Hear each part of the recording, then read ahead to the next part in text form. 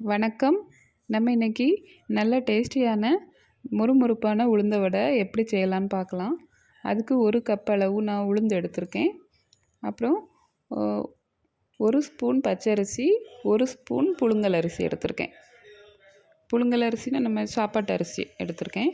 இந்த அரிசிகள் எதுக்கு சேர்க்குறோன்னா வடை நல்லா மொறுமொறுப்பாக இருக்கிறதுக்காக. இப்போ இதை நம்ம எல்லாம் சேர்த்து ஒரு 2-3 தண்ணி நம்ம கழுவிக்கணும். கழுவுனதுக்கு அப்புறமா அதில் நம்ம குடி தண்ணி சேர்த்து ஒரு 2 மணி நேரம் ஊற வைக்கணும்.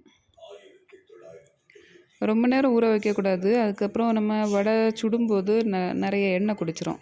அதுக்காக தான்.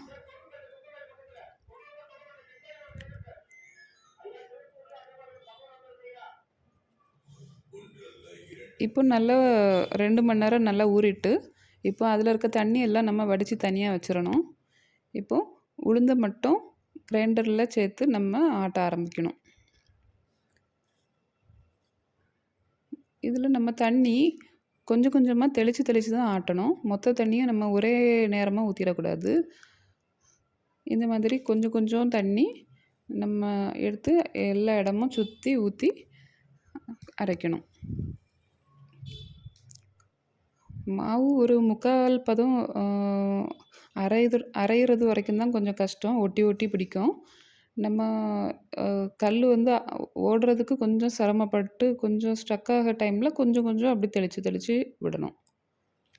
ரொம்ப ஊற்றிட்டா அதுக்கப்புறம் நம்ம வடை போடுறதுக்கு வராது. ஒரு 3/4 நம்ம அரைஞ்சதுக்கு அப்புறமா நம்ம இப்படி தண்ணி தெளிக்க வேண்டிய அவசியமே இல்லை. அதுக்கப்புறம் அது ஃப்ரீயாக அது ஓட ஆரம்பிச்சிடும். இப்போ மாவு நல்லா அரைஞ்சிட்டு இப்போ நம்ம அதை எடுத்துடலாம். இந்த மாதிரி நல்லா அரைஞ்சிட்டனால இந்த மாதிரி பந்து மாதிரி இப்படி துள்ளும் மாவு.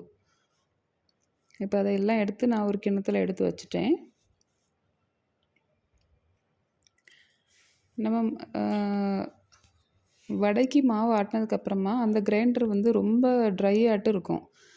அதை கழுவுறதுக்கு கொஞ்சம் கஷ்டம். அதனால் என்ன பண்ணணும்னா நம்ம வடைக்கு மாவு ஆட்டிட்டோம்னாலே அதே கிரைண்டரில் நம்ம இட்லிக்கு அல்லது தோசைக்கு அதில் மாவு அரைச்சிட்டோம்னா அந்த இது எல்லாமே அந்த மாவு எல்லாமே அந்த இட்லி மாவு கூட மிக்ஸ் ஆகி கிரைண்டர் நமக்கு கழுவுறதுக்கு ஈஸியாக இருக்கும். இப்போ நம்ம வடை சுடலாம். நான் வடைக்கு எப்போவுமே சின்ன வெங்காயம் மட்டும்தான் போடுவேன். சின்ன வெங்காயம் ஒரு 10-15 சின்ன வெங்காயம் எடுத்து அதை பொடியாக நறுக்கி வச்சுருக்கேன். ஏன்னா எங்கள் வீட்டில் யாருக்கும் பச்சை மிளகு, நல்ல மிளகு அந்த மாதிரிலாம் போட்டால் பிடிக்காது. அதனால் நீங்கள் வேணும்னா பச்சை மிளகா, இஞ்சி, கருவேப்பிலை, மல்லி இலை, நல்ல மிளகு அதெல்லாம் போட்டு கூட சுட்டுக்கலாம். அதெல்லாம் போட்டால் நல்ல டேஸ்ட்டாக தான் இருக்கும். இப்போ இதில் நான் உள்ளியே சேர்த்தாச்சு. இனி நான் உப்பு எடுத்து வச்சுருக்கேன். அந்த உப்பை அப்படியே சேர்க்காம அதில் ஒரு 2-3 சொட்டுக்கு மட்டும் தண்ணி விட்டு அதை கையிலையே நல்லா கரைச்சி அதுக்கப்புறம் தான் மாவில் நான் சேர்க்க போகிறேன். இப்படி சேர்க்கறதுனால எல்லா இடமும் இந்த கட்டிகள் இல்லாமல் எல்லா இடமும் உப்பு நல்லா மிக்ஸ் ஆகிடும். அதுக்காக தான்.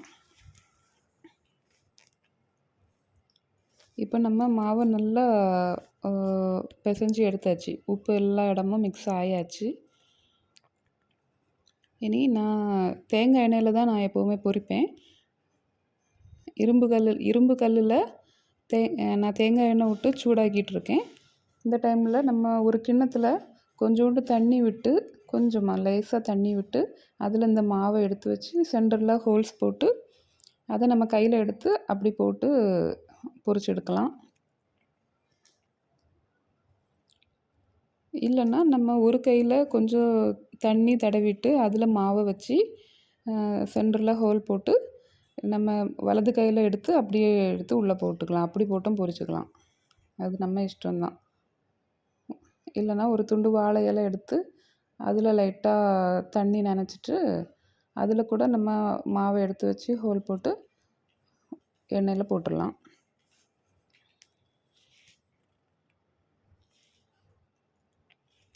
எனக்கு இந்த மாதிரி ஒரு கையில் இப்போது நல்லா கைகளை கழுவிட்டு இடது கையில் இப்படி மாவை வச்சுட்டு சென்டரில் ஓட்டை போட்டு இப்படி தான் நான் எப்போவும் எண்ணெயில் போடுவேன்.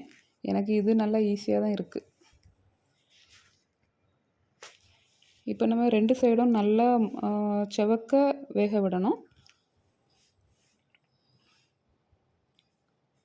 ரொம்ப தீ வந்து ஃபுல்லாக இல்லாமல் கொஞ்சம் மீடியம் ஹீட்டில், சிம்மில் வைக்கக்கூடாது, கொஞ்சம் மீடியம் ஹீட்லேயே வச்சு இதை நம்ம நல்லா பொரிச்சு எடுக்கணும். இப்போ பாருங்கள் ரெடி ஆயிடுச்சு. இதை நம்ம பிச்சு எடுக்கும்போதே கொஞ்சம் மொறுமொறுன்னு சவுண்டு கேட்குது. நம்ம அரிசி சேர்த்துருந்தனால அவ்வளோ மொறுமொறுப்பாக நல்லா இருக்குது. எல்லாரும் இதே மாதிரி சுட்டு பாருங்கள், நல்லா டேஸ்ட்டாக இருக்கும். நன்றி.